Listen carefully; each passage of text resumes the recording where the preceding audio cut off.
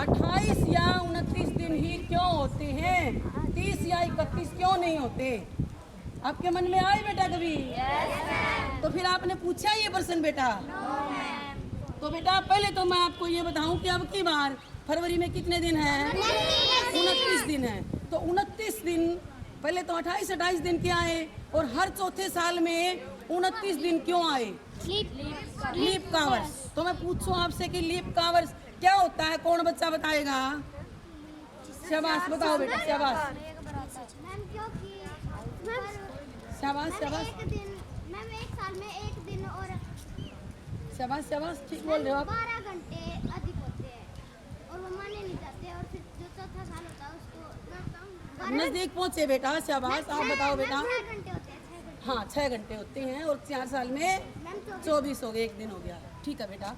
तो क्या होता है बेटा, हमारी पृथ्वी जब सूर्य के चारों ओर घूमती है तो वो 365 दिन और 6 घंटे में एक चक्कर पूरा करती है, ऐसा ही है नहीं?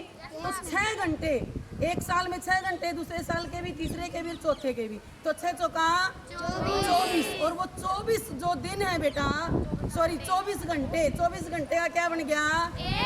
एक दिन। और फिर 24 घंटे में जो एक दिन आया तो उसको लीप कावर्स बोला गया। वहाँ 365 की बजाय कितने दिन हो गए हमारे?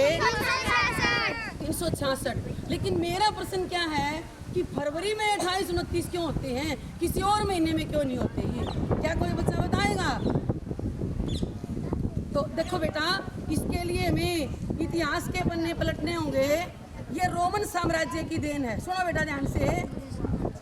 रोम के जो राजा हुए बेटा, उस समय कैलेंडर नहीं था, और उन्हें अपने त्योहार मनाने के लिए और अपनी खेती बाड़ी करने के लिए, धार्मिक उत्सव मनाने के लिए उनको कैलेंडर की जरूरत पड़ी। तो उन्होंने बुद्धिजीवियों से जो कैलेंडर तैयार करवाया, वो करवाया बेटा मार्च से दिसंबर तक का। कब का? कितने महीने हो गए? मार्च से दिसंबर, 10 महीने का कैलेंडर। और कुछ दिन उन्होंने छोड़ दिए। क्यों छोड़ दिए? क्योंकि उस समय वहाँ पर बहुत ज़्यादा ठंड पड़ती थी, ना तो वे लोग कृषि कर सकते थे, न कोई उत्सव मना सकते थे, अपने घरों में ही बंद रहते थे। जो खाना दाना उनके पास है उसको वो खा लेते थे। तो इसलिए उन्होंने उनकी गणनाएं नहीं की। लेकिन फिर थोड़ी यह व्यवस्था बनी क्या कि दिसंबर के बाद मार्च आएगा, पहला महीना। तो उन्होंने क्या किया, भाई तुरंत फिर वही ठंड है, मार्च में तो ठंड नहीं होनी चाहिए। तो उनके जो दूसरे राजा हुए बेटा, उनका नाम था नुमा। क्या नाम था?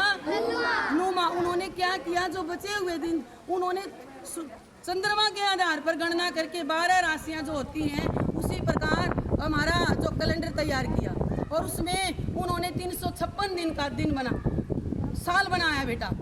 तो उस हिसाब से उसने क्या किया, 2 महीने और बना दिए।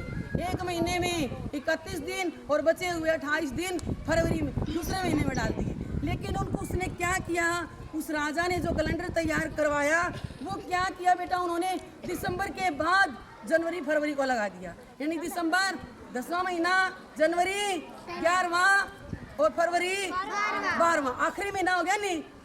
ऐसा किया बेटा। लेकिन तीसरे जो राजा हुए बेटा, वहाँ के जो सम्राट हुए, तो वो बड़े ही बुद्धिजीवी थे। उन्होंने सोचा कि ऐसा नहीं होना चाहिए। फिर मौसम में गड़बड़ होती है कि जो ये गणना है ये सूर्य के आधार पर होनी चाहिए, क्योंकि जो ऋतुओं में परिवर्तन है वो हमारी पृथ्वी सूर्य के चारों ओर घूमती है, इस वजह से ये परिवर्तन होता है। तो उसने बड़ा सटीक कैलेंडर तैयार किया। उन्होंने क्या किया, जनवरी और फरवरी को आगे लगा दिया। किसके? मार्च के। किसके आगे लगा दिया बेटा? मार्च में। तो और वो पहले 12वां महीना कौन सा था? फरवरी।